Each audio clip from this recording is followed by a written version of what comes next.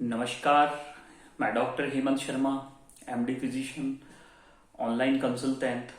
आज आपको पैजेट्स डिजीज के बारे में बताने जा रहा हूँ। पैजेट्स बोन का डिजीज, जो हड्डियों का पैजेट्स बीमारी है, उसके बारे में आज हम बात करेंगे। तो पहले मैं बता देता हूँ, अगर आपको भी ये बीमारी है पैजेट्स डिजीज, तो आप व्हाट्सएप नंबर मेरा डिस्क्रिप्शन में रहेगा, उस पर जाके अपना अपॉइंटमेंट बुक करें। मैं ऑनलाइन कंसल्टेंट, ठीक है, तो कृपया डायरेक्ट कॉल ना करें। तो अब स्टार्ट करते हैं। पैजेट्स डिजीज होता क्या है? ये बोन डिजीज है, पैजेट्स का बोन डिजीज। इसमें क्या होगा, जो पैथोफिजियोलॉजी है, इसके फेजेस हैं, first phase, second phase, third phase, fourth phase. First phase में क्या होता है, जो ऑस्टियोक्लास्टिक एक्टिविटी होती है, बोन रिमॉडलिंग या बोन कटिंग एक्टिविटी, वो ओवर एक्टिव हो जाती है। तो बोन में डैमेज धीरे धीरे धीरे बहुत तेजी से रैपिडली रैपिडली रैपिडली बोन को काटने लगती है, तो इसे बोलते हैं ऑस्टियोक्लास्टिक ओवर एक्टिविटी। फिर उसके बाद जो सेकंड फेज आता है, उसको मिक्स्ड फेज बोलते हैं, osteoclast activity with osteoblastic activity. मतलब बोन को काटने का शक्ति और बोन को बनाने की शक्ति दोनों बहुत तेजी से हो जाता है, रैपिड रिमॉडलिंग मिक्स्ड। तो ये हो गया। अब जो थर्ड फेज आता है इसका, वो होता है ऑस्टियोब्लास्टिक एक्टिविटी ओवर एक्टिविटी। तो बोन्स को बहुत ज्यादा ज्यादा ज्यादा ज्यादा बनाने लग जाता है। तो ये हो गया आपका पैजेट्स डिजीज। अब इसमें फोर्थ फेज आता है, जो कि मैलिग्नेंट, उसमें कन्वर्जन का टेंडेंसी रहता है फोर्थ फेज में, जैसे कि ऑस्टियोसार्कोमास, इनमें कन्वर्ट होने के लिए। तो ये रेयर देखा जाता है और रेयर होता है।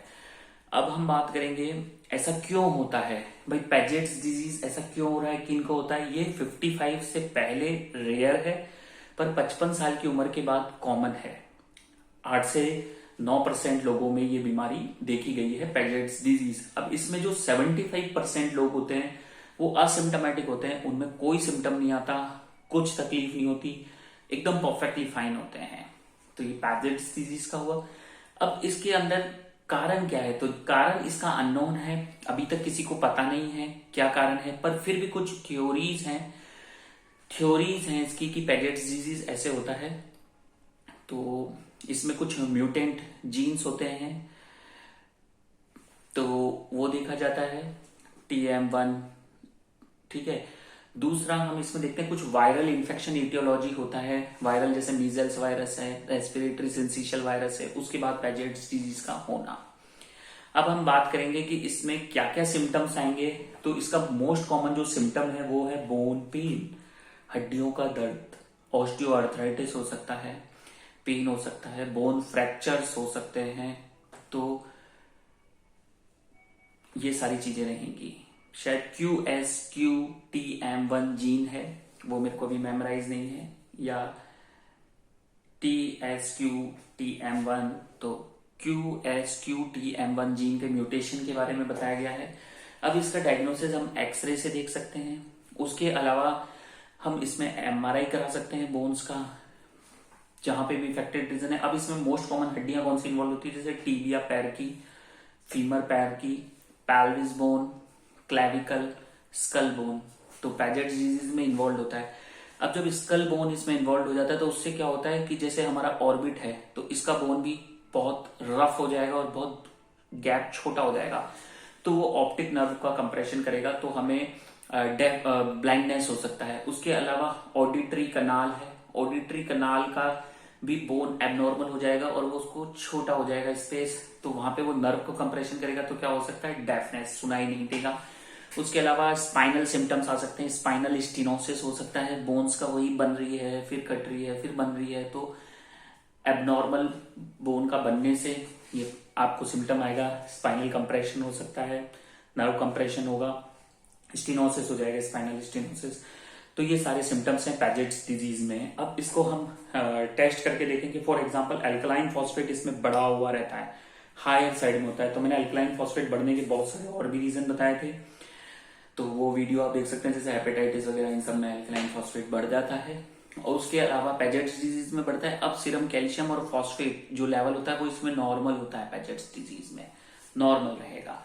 ऑस्टियोमलेशिया में अलग है, ऑस्टियोपोरोसिस में अलग है, ऑस्टियोपेट्रोसिस में अलग है, वो अलग से हम बात करेंगे वीडियोस पे। तो ऑस्टियोपोरोसिस मैंने बता रखा है, ऑस्टियोपीनिया पे भी लेक्चर बना रखा है। तो ये सारी चीजें हो गई पैजेट्स डिजीज की। उसके अलावा हम जैसे सीबीसी, इलेक्ट्रोलाइट्स वगैरह, ये तो सब करना ही करना है, वो हमें देखना है, पैराथायरॉयड हार्मोन्स देखने हैं। अब जो बात आती है ट्रीटमेंट की, ट्रीटमेंट में हम क्या करेंगे? ट्रीटमेंट में हम कैल्शियम दे सकते हैं, विटामिन डी दे सकते हैं पेशेंट को, बिस्फॉस्फोनेट्स दे सकते हैं, कैल्सिटोनिन नजल स्प्रे दे सकते हैं। तो ये सारी चीजें हैं जो कि क्या करेंगी, आपकी बोन के डैमेज को रोकती हैं।